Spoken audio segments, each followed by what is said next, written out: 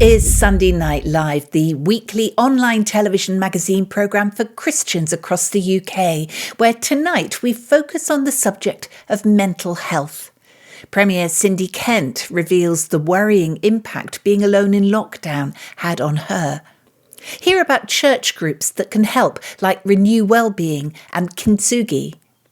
The lead bishop for the Church of England on health and social care gives an overview, and encouraging our children to share what's worrying them.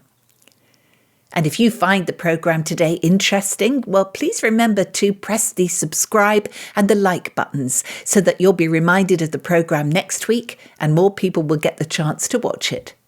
Hello again from me, Pam Rhodes, and welcome to a special edition of Sunday Night Live, prompted by the constant news that we're hearing now of the devastating effect that the pandemic has had on the mental health of a huge percentage of our population. Isolation, loneliness, fear, illness, grief, uncertainty about the future, they have all contributed to a deep anxiety and despair that shockingly has left far too many people wondering if life is even worth living. Well, as their friends, as their family, as Christians, we want to be alongside them. We want to know the complete and full picture, and we want to know where to go to find positive help and support. Well, let's start by reminding ourselves of the reassurance to be found in the words of this old and very familiar hymn, "He giveth more grace as our burdens grow greater."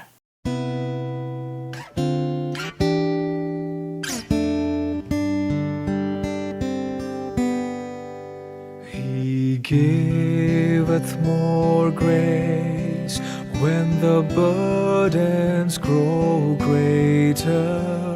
He sendeth more strength when the labors increase. To added afflictions he addeth his mercy. To multiply trials his multiplied peace.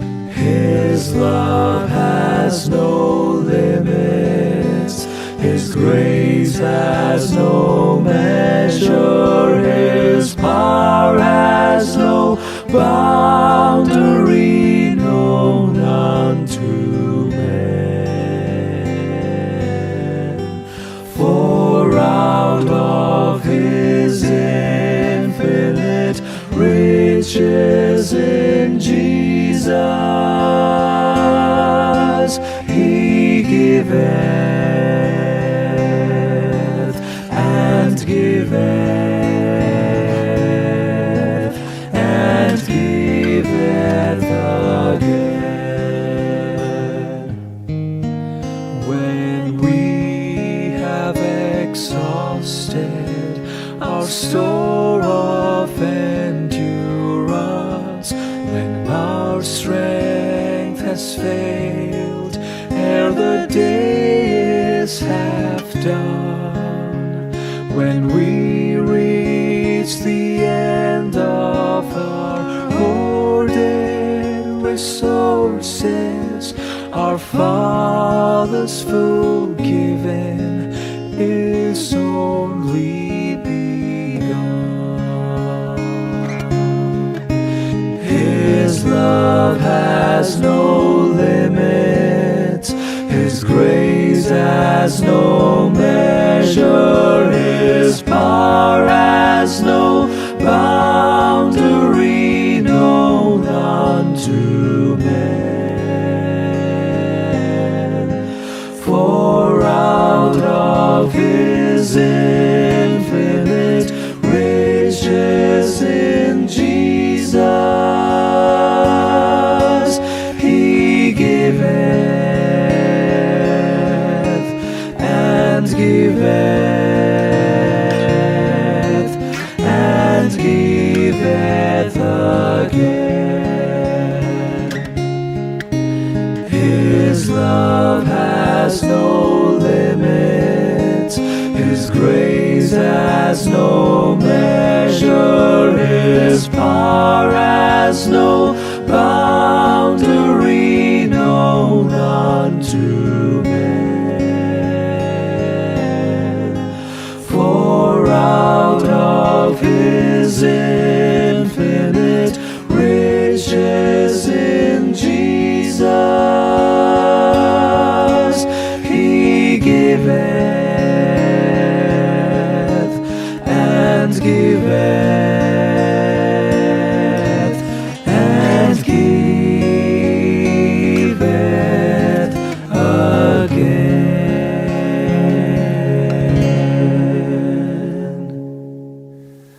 The World Health Organization defines mental health as a state of well-being in which every individual realizes his or her own potential, can cope with the normal stresses of life, can work productively and fruitfully, and is able to make a contribution to his or her community. So mental illness covers everything from anxiety to anorexia and from personality disorder to PTSD. And there's an increasing awareness of the fact that mental illness is just as serious and important as physical illness. Treatments range from drugs through to listening and include a variety of Christian initiatives from chaplaincy to counselling. The cost of mental illness is immense, not only to individuals, families and communities, but also to the economy, about £105 billion every year. And while there have been some welcome recent promises to tackle issues such as the stigma of mental illness and access to treatment, it seems to me that we need to focus on the root causes of these issues rather than just apply sticking plasters to those who are ill. It has to be prevention as well as cure. And I've always loved the well-known public health parable of drowning people being swept down a fast-flowing river with everyone else so busy pulling them out and providing resuscitation that nobody has time to walk downstream to discover why they're falling in or being pushed in the first place.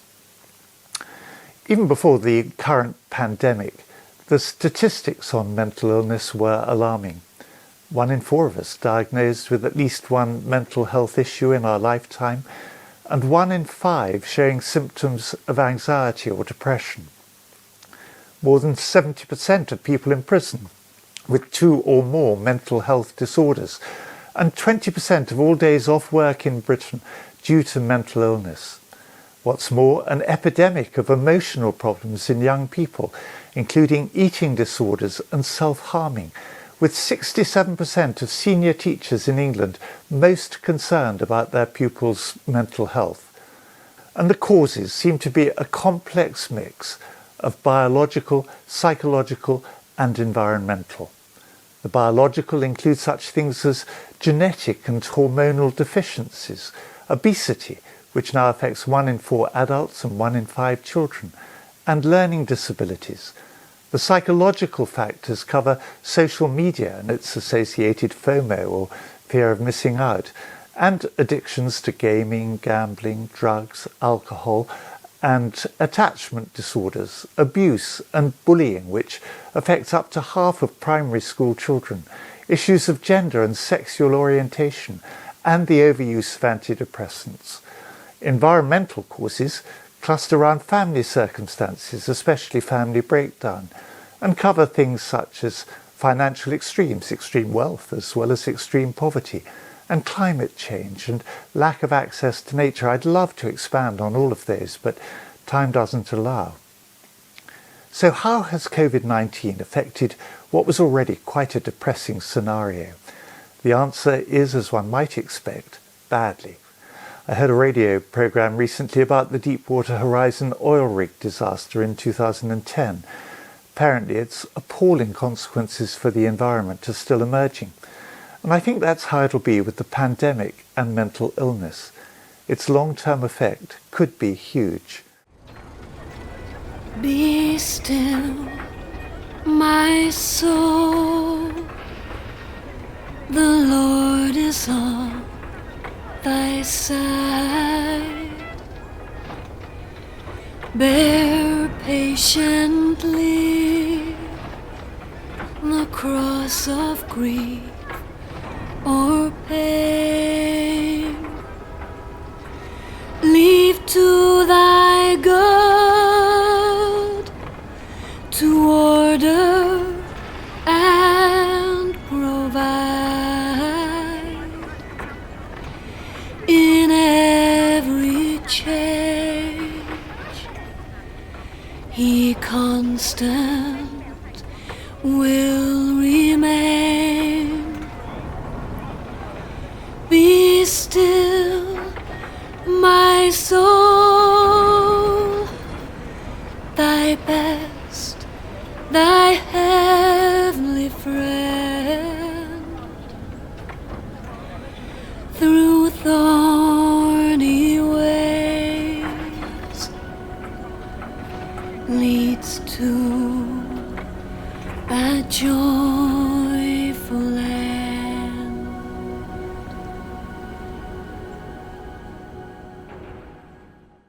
Well, Bishop James was very clear that the long-term effects of COVID could be huge, and we are beginning to realise how true that is as we hear the national statistics on mental health now. But where can we go to find the right help?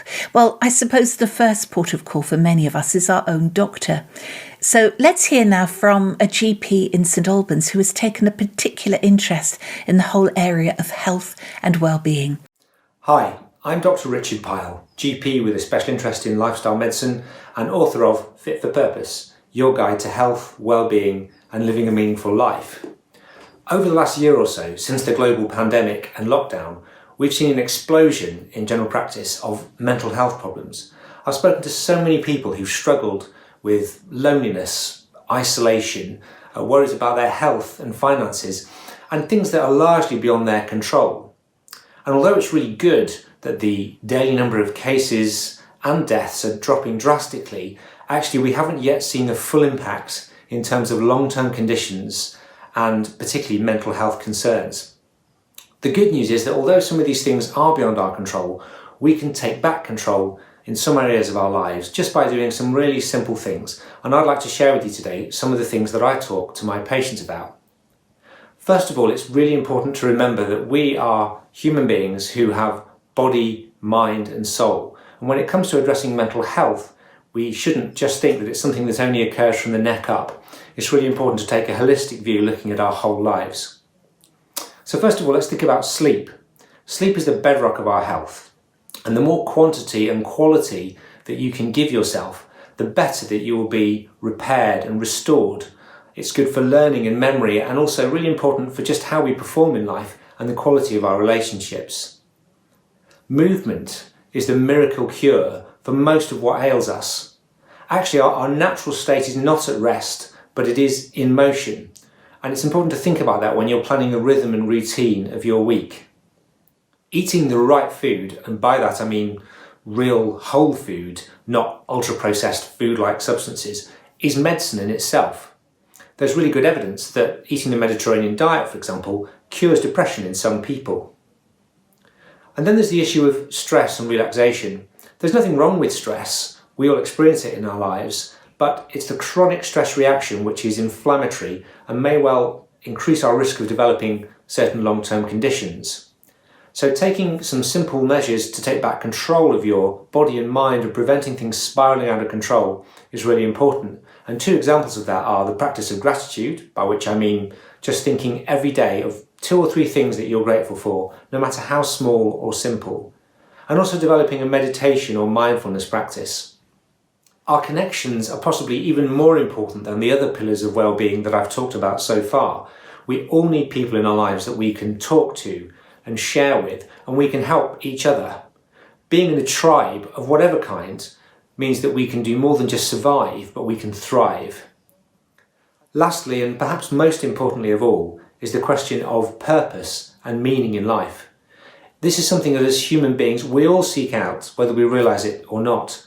And the most satisfying life is a life that you live which is consistent with your values. There's good evidence to show that having purpose in life actually reduces illness and even the risk of dying early. Above and beyond that, it may be that faith reaches the parts that simple purpose or generic spirituality may not.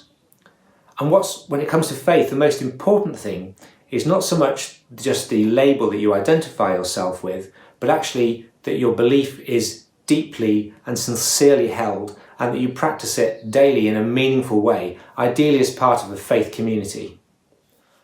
I hope that sharing some of these ideas with you has been helpful and given you some hope. You might want to make some changes. And if you're thinking about that, I recommend that you make a plan, which you can share with other people who will support you and hold you accountable. Keep it simple, measurable, achievable. And that way, when you achieve success in some or all of these areas, it will encourage you and you'll sustain it and build on it. Don't worry about perfection. Be kind to yourself. You won't achieve it every day. Just start from where you are and move a little bit more towards where you'd like to be.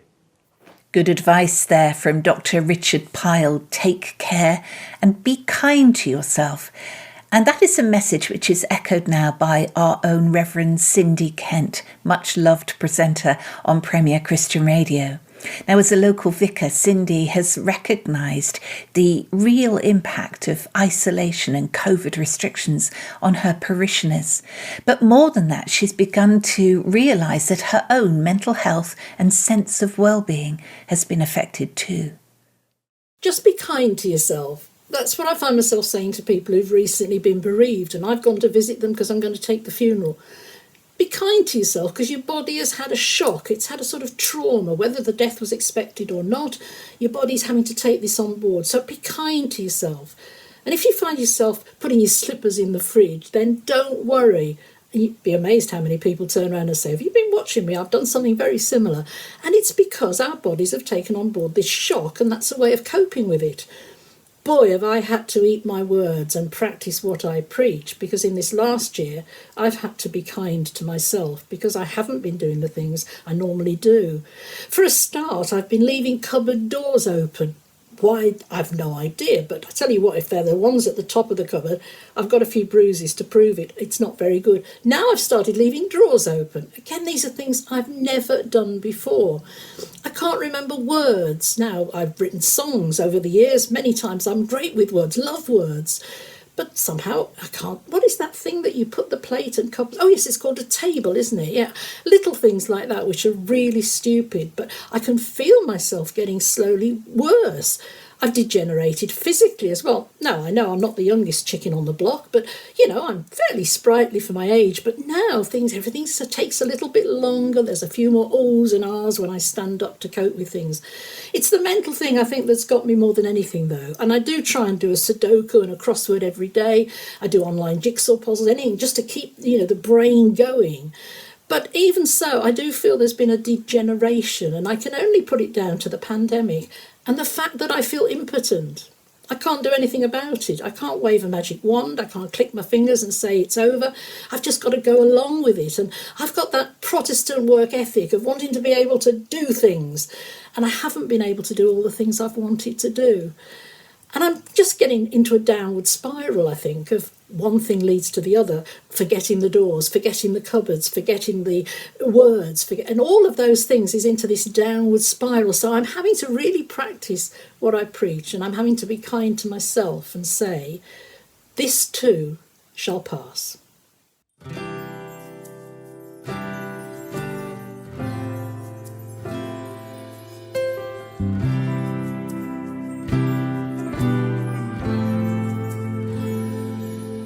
Oh, spread your wings of mercy over me and guard my heart with true humility. No shadow of the darkness pressing in, only the holy overshadowing underneath your wings. Overshadowing.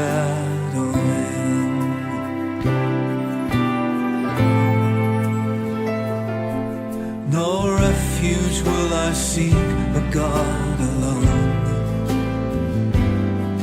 No hiding place save only at your throne. Only the cross, the blood,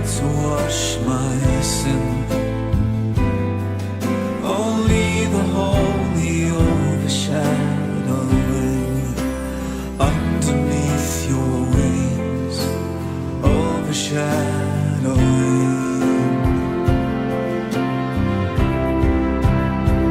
You are my shield and my glory. You are the lifter of my head, and though the storm may rage around me, I'll be safe within, beneath the holy overshadowing.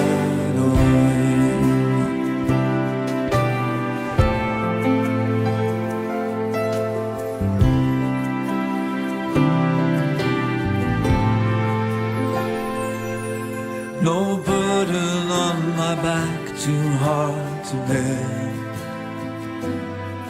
Only the easy load you bid me wear. Until these troubles pass, my heart will sing praise for the holy overshadowing. Underneath your wings, overshadowing.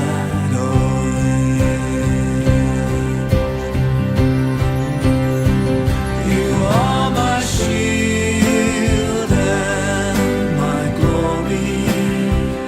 You are the lifter of my head, and though the storm may rage around me, I'll be safe within, beneath the holy overshadowing. You are my shield. You are my shield and my glory. You are the lifter of my head, and though the storm may rage around me, I'll be safe within, beneath the holy overshadowing. Underneath your wings, overshadowing, overshadowing. Underneath your wings, overshadowing,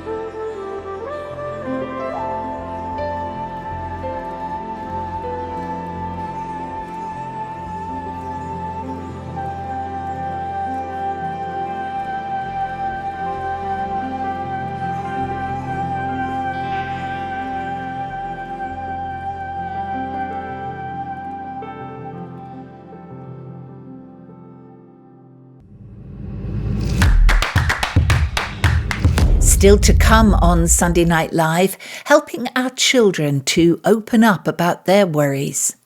A 10-year-old girl's song about where she finds help when she's feeling down. And the ancient Japanese art of Kintsugi that acknowledges our wounds so we can become stronger and unique because of them.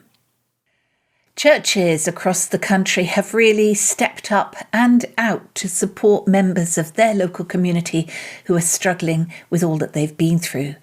But being mindful of the impact of this pandemic and the vulnerability of our mental health, some churches have responded by creating a regular time and space where people can come knowing that it's okay not to be okay. More than ever, people are struggling with their mental health, and as the church, we have a great opportunity to step up and offer support to those in our fellowships and communities who would really benefit from knowing that they're not alone in this. Renew Wellbeing is a charity that helps churches to set up simple, safe, sustainable spaces where it's okay not to be okay. This isn't about churches trying to become mental health experts, but rather using our resources and the things we do well to offer some basic support and provide an environment that promotes well-being. The Renew Wellbeing model is based around 3 Ps: being prayerful, being present, and being in partnership. Being prayerful is about having good prayer practices of our own and then praying alongside others, demonstrating what it means to be a people of prayer. This can be done by creating a quiet area that can be used for private prayer and reflection whenever the space is open, but then at set times inviting those who want to join in a time of simple corporate prayer.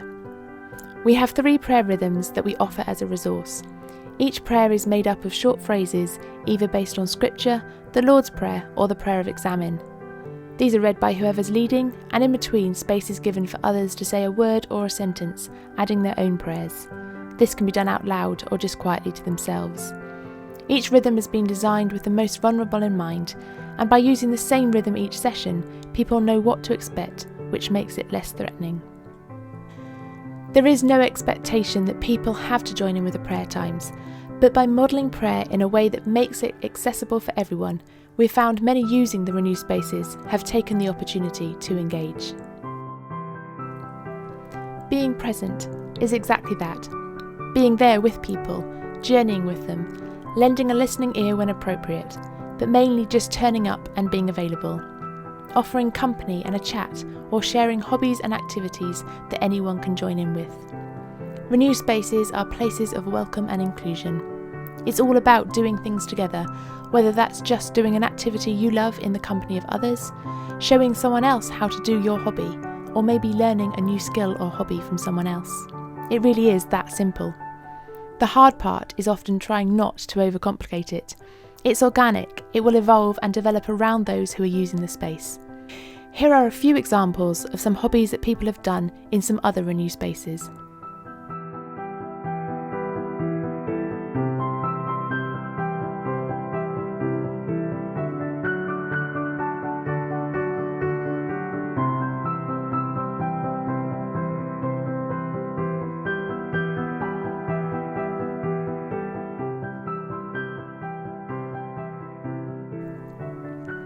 Being in partnership.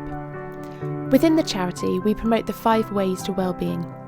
These are things that were identified as being beneficial to people's mental and emotional health by the New Economics Foundation and provide a common language with other mental health services.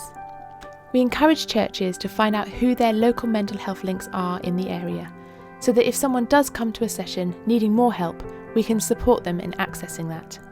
And so that the church can help take the pressure off other services by providing low-level, constant support that GPs and other services can signpost people to. This is often called social prescribing. For example, if someone is depressed because they're on their own all the time, we can provide a space where they're invited to come and meet others. The Renew charity is also a partnership across all the Renew spaces. Many even describe it as a family. We provide training, resources and ongoing support. We also work closely with Sanctuaries Ministry UK, who have some great theological resources which they kindly make available to any churches who host a Renew space. One section of our community that has been largely overlooked are our young people and children who've had a devastating time. Taken out of school, away from their friends, locked indoors for months on end, often aware of anxiety and tension at home, and sometimes simply too young to be able to understand or express what they're feeling. Now, at the school that 10-year-old Faith Williams attends, they wanted to support their pupils with any challenges they may have in terms of their mental or emotional health and to encourage their sense of self-esteem and resilience.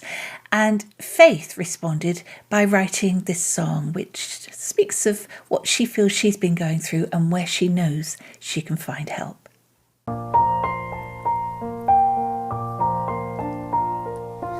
Sometimes I feel all alone, but I know that He's here with me. Every day He makes me feel strong. I'm grateful for His own Son. If I need His help, He will be right there. Help me so I won't feel so scared. Trust in the Lord with all your heart.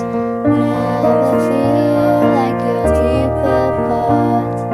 Trust in the Lord with all your heart. Never feel like you're deep apart. I feel all alone, but I know that He's here with me.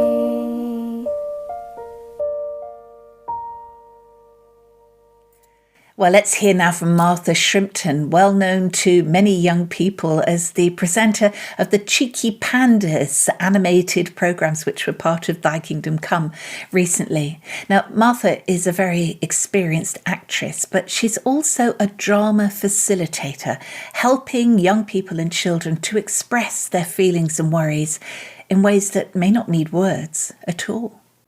So I would just like to encourage you to maybe begin to explore in a creative way, talking about emotions and feelings with the young people and children that you have in your life. This doesn't need to be scary, but it's really important that we get young people talking about how they're feeling, so it becomes less in their heads and less of a big thing, because when we share, it's halved. Our worries are halved. So, I'm going to give you a couple of ideas of how you can creatively explore mental health and well-being with your young people and children around you. Here are a couple of practical ideas to get those children in your life talking about their emotions. Number 1, do something practical, which isn't just asking questions, asking, how are you, but doing something that maybe is exciting and creative, where they get a sense of achievement, is a really good way to open up conversation. This could be something as simple as baking together, or crafting something, or going outside and making a den out of twigs and logs that you find outside in the woods. Now, by using your hands and physically doing something, it takes away from being locked inside your head. And when you're creative with young people and children, they begin to express themselves in a way that actually just conversation and questions, maybe they can't think of the words so much. So by doing something creative, you're able to open up conversations whilst you are doing. And then, whilst it naturally happens and you naturally open up conversations, that gives you a gateway to talk about emotions and feelings. Okay, another practical idea. What about using stories to start to explore emotions with children in your life? So, for example, you might read a bedtime story to them at night time, or maybe during the day. Why not open up conversations about the characters in those books? How do you think that character is feeling when this happens to them in the story?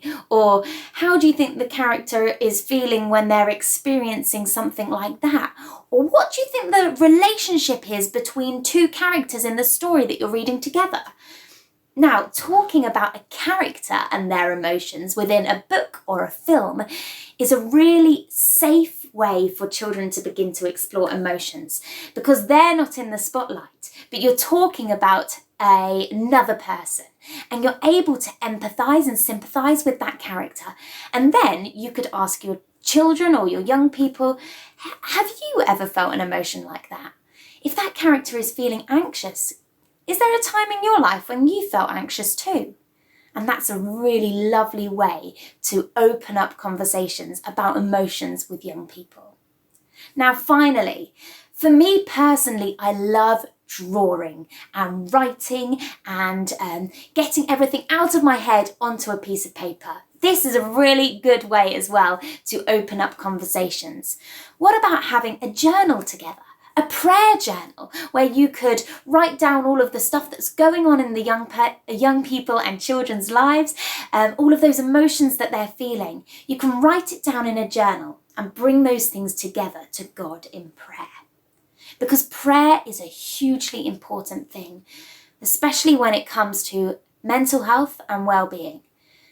For a child to know that they can offer their emotions and feelings to God no matter what they are, and God will always, always love them, even if those emotions and feelings are really negative ones and they're feeling really angry or anxious or scared.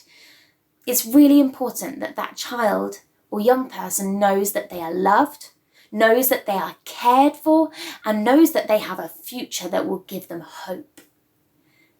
So, why don't you try some of those practical things together with your young people or your children in your life?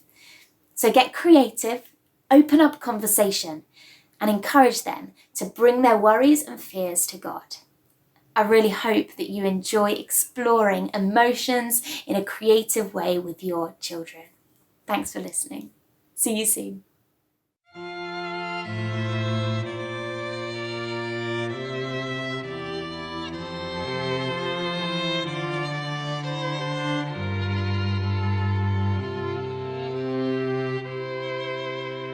When the world seems so bad, you can bring us hope again. When times are hard and hearts so sad, you can bring us hope again.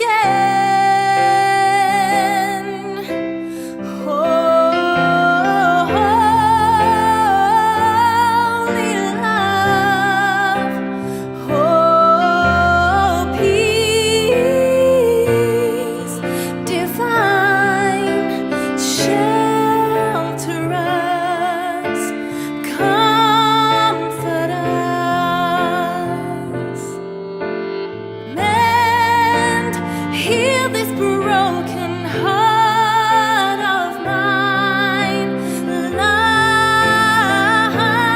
of life, oh shine on us again, where dreams have died, let miracles revive,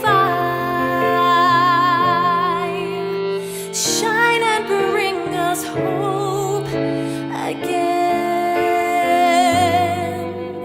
shine and bring us hope again.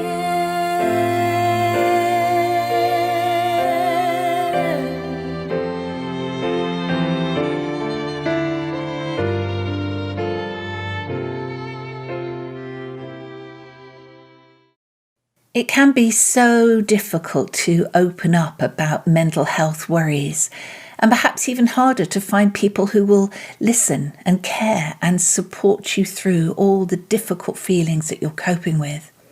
But many churches across the country are establishing groups based on the Japanese philosophy of Kintsugi, which is a technique for repairing broken crockery with seams of gold, making what was broken even more beautiful and special than it was before it was damaged.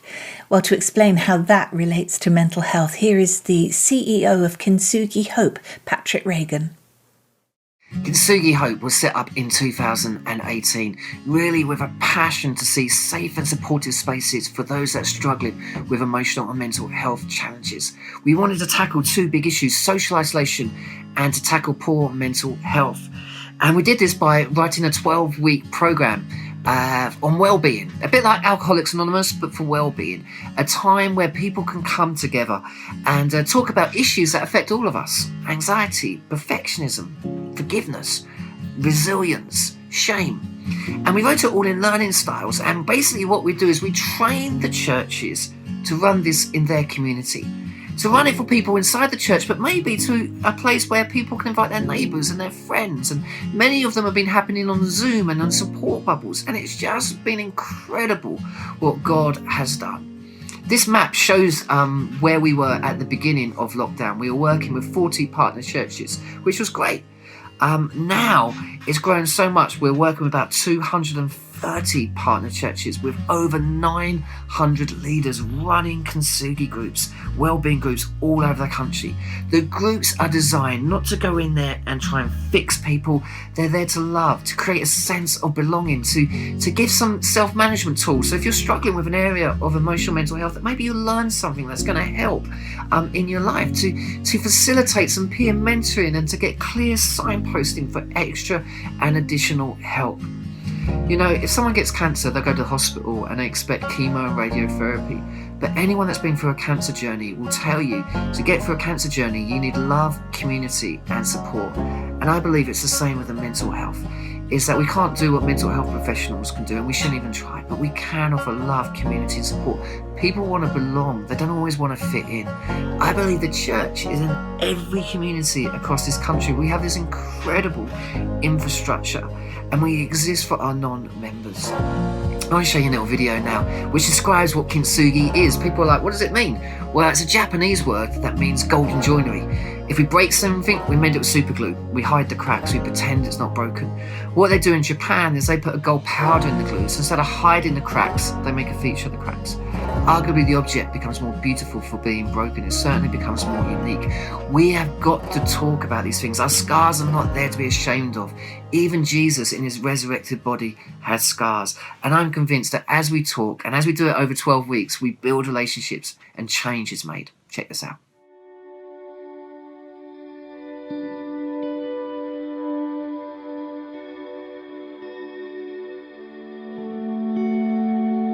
My youngest son, Nathaniel, was at a friend's house. There was a confrontation with a boy that turned up and decided that he'd take a knife and stab Nathaniel with it. I feel like at that time I was in a bubble and feeling alone and not even knowing how to articulate that to anyone. I had to have major limb reconstruction surgery. Around the same time, my daughter got a condition called HSP and my dad got cancer. It was like a perfect storm of things going wrong. And I realised that the anxiety was really taking root in my life. And then you realise that actually you can't just carry on and you need to show some self-compassion. Bereavement is different for everyone. What's really important is that people are able to talk to someone that they can connect with. And through that, there's a real good healing process. And actually maybe receiving help is letting go of your pride and saying, I am really broken. And as we share in our brokenness, we share in our common humanity. The brokenness is my heart and it's in pieces. But through time, it's starting to come together again.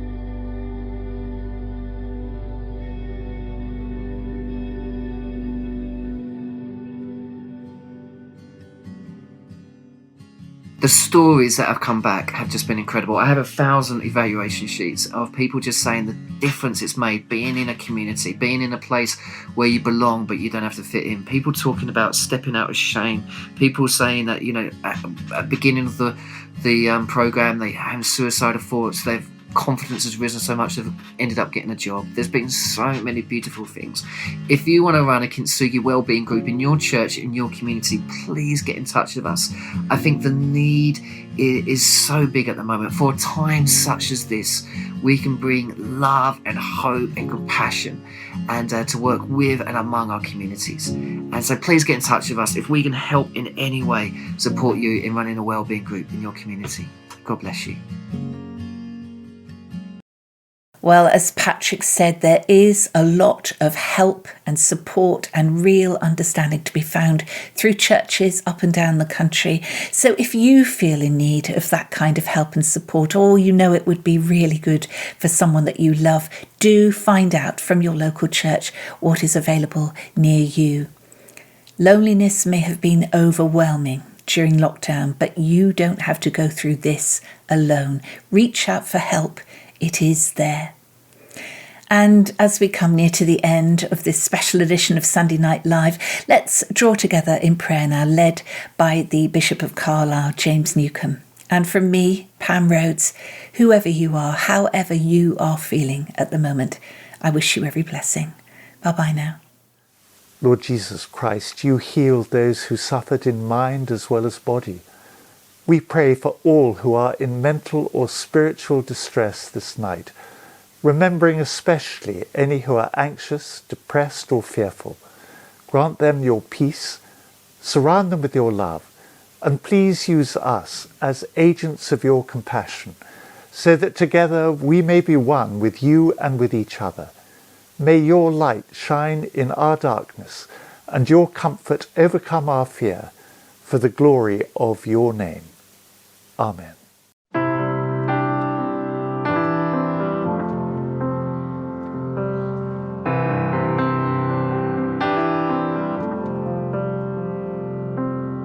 When I fear my faith will fail, Christ will hold me fast.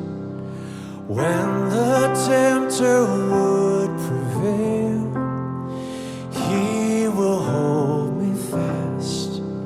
I could never keep my home through life's fearful path, for my love is often cold. He must hold me fast.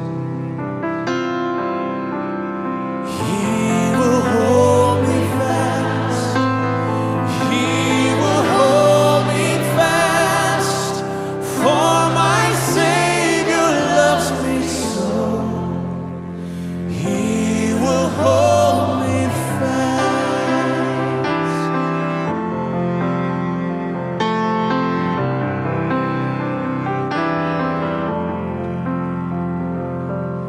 Those he saves are his delight.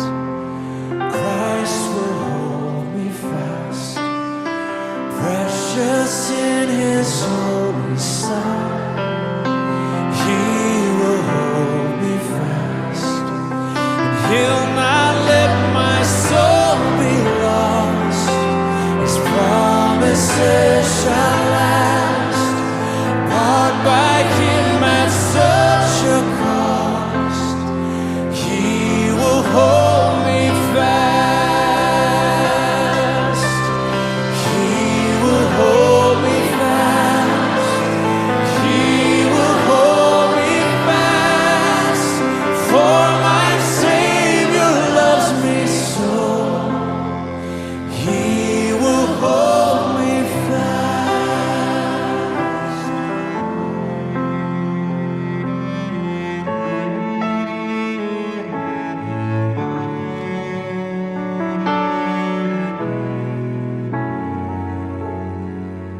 For my life he bled and died. Christ will hold me fast. Justice has been satisfied. He will hold me fast. Raised with him to endless life, he will hold me fast till our faith is turned to sight. When he comes at last, he will hold me fast. He will hold me fast. For my Savior loves me so. He will hold me fast. He will hold me fast. He will hold me fast. For my Savior loves me so.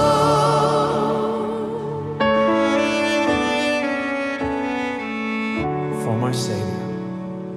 For my Savior loves me so. He will hold me